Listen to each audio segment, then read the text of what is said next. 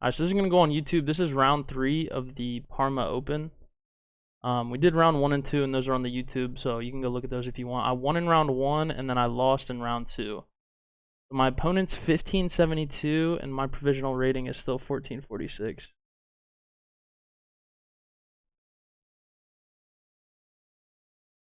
Am I working on any new coding projects right now? Nah, not really. I kind of just, like, I do coding for work, and then, I kind of don't really do much hobby projects. But yeah, so the title of this is New Gambit because he played an opening that I haven't really played against that much. It's like kind of like a Vienna. He played e4, I played e5, and he played knight c3, which is like I don't really have anything against this. So like I know I don't want to play knight f6, so I played knight c6, and then he played bishop c4. And I play this with white, and I asked him about this after the game, and he said this is what he's going for. So white basically wants to play d3 and f4. It's like the whole point is they're delaying putting the knight on f3. They want to play d3, f4, swing the king around, and just mate me. And I really didn't want to play against that, so I kind of just came up with like a random move on the fly, and I played f5, and it like actually doesn't even have a name. And the engine doesn't even say it's that bad. Even at a low depth, like normally at a low depth it just says that you're horrible. But there's only, like, let me show you guys. Here, let me turn on the lines. I don't think you can see the winning percentage, but if you look at the lines here, I mean, it's not that bad. Like, if they play d3 and they play this, like, very specific line, it says +1. But, I don't know. Like, it doesn't have a name. It's very similar to, like, some other openings that I play, but I kind of just played it on the fly, and, we're just going to see how it goes. I think, I might have found a new Gambit. There's only 4 games in the database. Black won 2 of them. And then, or no, Black won 3 out of the 4 games from this position. So, it must be pretty good. So did you code your own? Yeah, bro, I coded them myself. So I played f5, and he took, which I don't think is the best move. He's supposed to play like d3 and just chill. That's the thing I like about these f5 positions a lot and a lot of openings, is it like baits them into taking it, and taking it is really like kind of a bad move. So he took it, I played knight f6, and basically my whole plan is I just want to play d5. And I saw that he had this resource, he can play knight d5 himself to try to stop me from playing d5, and that's what the engine suggests. But he didn't play that. He just developed the piece, tried to open up his bishop, played d3. And here I just played d5. And now I already feel like in this game, like when I was playing this over the board, I already felt like I was better here. Like somehow black has swindled the E and D pawns to be controlling the center, which is something that white is supposed to strive for. So like somehow I swindled this, and I now have full control of the center. So I thought this was good. He pinned my knight. I took the pawn. He played knight here, and this is where I kind of thought for a long time here, because he's on this pawn because the knight's pinned, obviously. So I can defend the pawn in 2 ways. I can play bishop d6, or I can play queen d6. The problem with the reason I didn't like bishop d6 is that he just pins this, and now he's trying to take this pawn, and I didn't like that at all. I was like, I don't want to play that. That doesn't seem good. Queen d6 also. This is probably the move I'd play if I saw the position again. Queen d6 kind of blocks in the bishop, but it does kind of solve all my problems. Like, it extra defends the knight. It gets out of this pin. If he plays bishop here, it gets out of the pin. And it just does a lot of stuff. But the problem is, I wanted to play queen d6, but I wanted my bishop to be on c5. The problem with that is if I play bishop c5, obviously, he's just going to take this pawn. Well, I thought I was Giga Brain, and I was like, well, I'm just going to play bishop c5 and sack the pawn. And it worked out because he believed me and he didn't take it. I don't know if he didn't see it. Like, when I asked him about it, he really didn't know why he didn't take the pawn. The problem with this move is that he can take the pawn. And I saw this, but for some reason, I neglected to see the line he has. I was thinking I was going to play queen d6 after he took the pawn. The problem is he has d4, and then, like, he just kind of locks out this bishop. And, like, I really don't have anything for the pawn. Like, he just kind of, like, stifles everything I'm trying to do. That's, like, the engine way to play. I think, let me look at the lines. for you guys. I was looking at queen d6, so like it's not horrible. It's not horrible. Like plus 1.4 in a human game is not that bad. Like it's not horrible. I definitely have some compensation for the pawn, but definitely wouldn't play that again. But for some reason he didn't take it. He pinned my knight. So now I play queen d6, and I have like literally everything I wanted. I have my bishop out, I have my pawns defended, and we're just looking good. We're looking good. I believe he castled here. Yeah, castles. We both just castled. And now it's like I have full control to center. I have the half-open f-file for my rook. This bishop's really good. Like my knight can move here, and I can have some mate threats. Like I thought I was doing really well here. The engine kind of agrees. He took this pawn. I don't think he should take my knight. His whole plan is he wanted to take the knight and then win the bishop. So, I mean, he's basically, I'm just going to move this back, and he's just going to take my bishop. That's what's going to happen. So I tried to be, like, fancy here, and I wanted to, like, induce him to move these pawns, which probably isn't the best idea practically. But objectively, it's only bad if he knows how to defend the pawns, so I thought I would have good chances. And luckily, I thought a3 and b4 was better, but I had this weird feeling that he would play c3, and that's actually what he played. And like I'm actually okay with this, because now we both like kind of took a second to get our rooks in the middle, and then he played b4. This just looks ugly to me, like the way he has his pawns. I thought I was doing very well. I was like, there's no way that these pawns are good. They just look ugly. They look like they can be taken very easily, like these two pawns here. Like this pawn is just constantly being pressured by the bishop. So I moved the bishop back, he took, and I made an interesting decision here that the engine agrees with, but going back, I don't think I would do this. I took with the a pawn, which is good, but the problem is he can create a passed pawn by force, so like why even do that? You'd sack? What are you trying to sack? Where? On f2? Dude, this, I mean, my position looks so good, honestly. It doesn't look horrible to sack anything. Like, I just look, I feel like I'm doing good. So, like, I guess he can make a passed pawn here. I just thought that my attack on the king side is just too fast. I just thought, and I liked, like, I don't know, I just kind of liked the look of these pawns, just aesthetically. Yeah, bishop takes f2. That move actually doesn't look bad. Doesn't look bad at all. Or were you saying like here, bishop takes b4? Also doesn't look bad, because I'm on the knight, I can swing my queen over, like, I mean, the possibilities are endless for black here. You take a better position but down a piece all day, 100%, if you can get the compensation. I like to sack all the time. I probably sack too much, especially when we're on the club on Sundays. I just sack pieces, like, for no reason, just because it's fun. So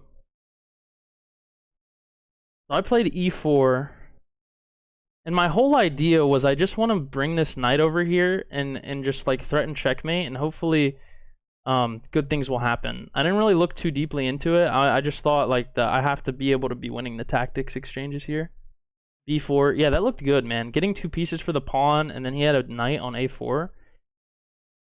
I probably still would have won if I did that.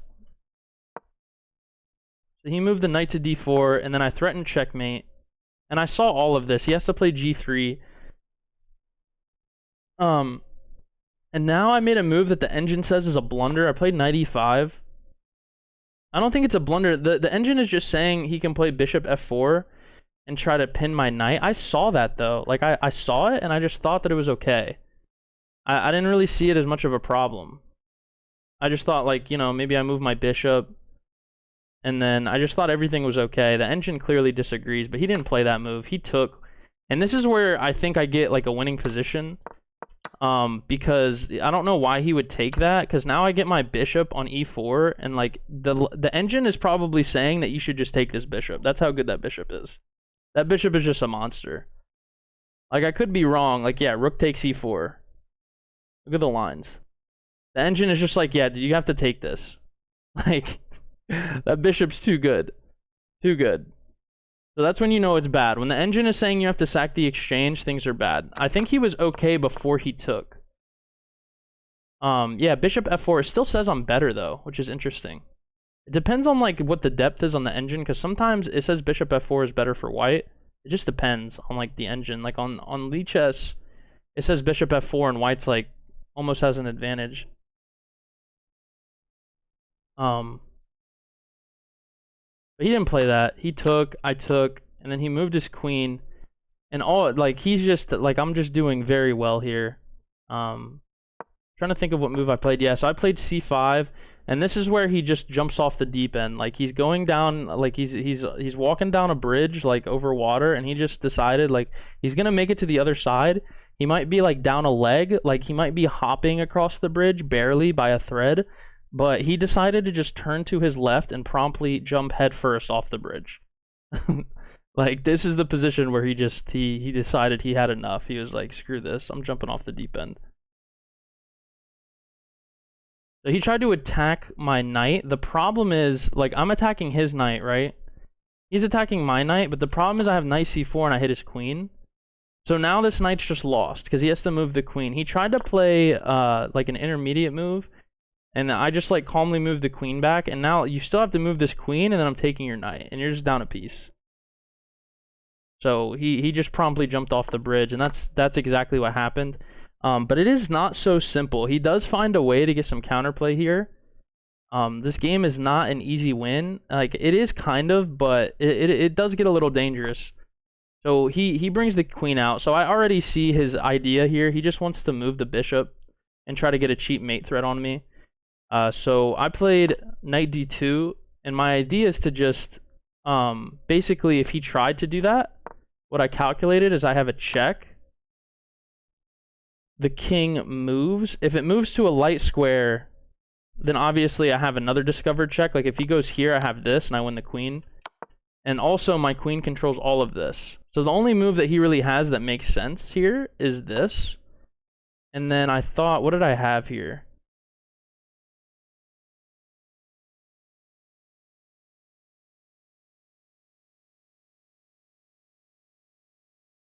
I'm not so sure what I have exactly. I think I might have to go back. I don't know. This might be losing for me, but good thing he didn't play that. I played knight d2, and he just moved the king up immediately, which is a very peculiar move. I think he just didn't want knight f6 to come with check. But the problem is I can take this pawn, and basically now, like, my queen is coming, and there's a lot of, like, mating threats here. Like, there's a lot of moves. Like, if he makes one wrong move, I can just mate him immediately in a couple of moves. So he threatened to checkmate. I checked him first. He blocked with the rook, which is good. I calculated basically any king move here, and he just gets checkmated. Any king move. Well, that one's illegal, but any other king move, he just gets mated. I think the only two he has are this, and they just both get checkmated. So he blocked with the rook, and then I just kind of swung my bishop back, so I'm defending the checkmate, and I'm attacking his rook at the same time. And he's kind of busted here, but I find a way to make it, like, complicated. So he does this.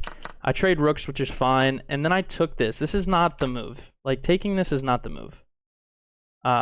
There's also some danger here for black. I was looking at this with my coach. So I was looking at all of these moves. This move actually might just lose. So if you try to pile up on this rook, there's this move, and he defends it with the bishop, and he's hitting my bishop. I think I can kind of get out of it because I can just wait. No, I can't even do that to mate. This is just might just be winning for white. I think I can somehow squeak away if I just take his bishop, but it gets very complicated though. The best move objectively is probably just knight here. Probably just knight here. And then I'm on these twice. And basically, even if he tries to check me, I can just trade everything and then take his bishop at the end, and I'm just up like 1,000 points of material. But for some reason, I decided to take, which also wins, but it's like, I'm letting him get too many checks, and he gets to me in a position where it's kind of scary, where he sacks his bishop on g7 here. And he's trying to set up some kind of perpetual. I think what I was going to do here is I was going to... If he checked me, I was going to I didn't want to check. I didn't want to block here. I was going to come back, and then if he tries to come back, I think I was going to go this way and block with the queen. This is what I had calculated. I still think this is winning for black pretty easily. Just because I'm up so much material, I can just sack stuff. But you do have to be careful. You don't want to blunder a perpetual here, so definitely kind of complicated. Luckily, he moved the king over. I move the knight back, and then he checks me. I go back.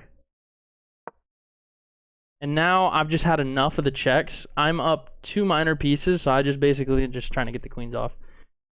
I just need the queens off the board.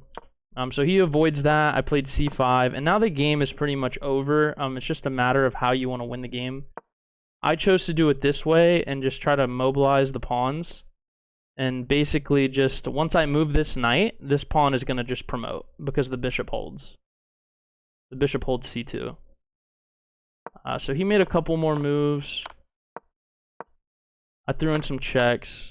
And then I queened. And then it was in this position. I literally like clicked my pen and put it down. So he moved his king to f2. And then he just resigned. Like once he realized, he was like, okay, this guy's not even going to write the moves down anymore. I think it's time to pack it up. So that's the game. It's not the most exciting game. The first 2 rounds were a little bit more exciting. So I would definitely recommend watching round 2 for sure, because that's the one that I lost.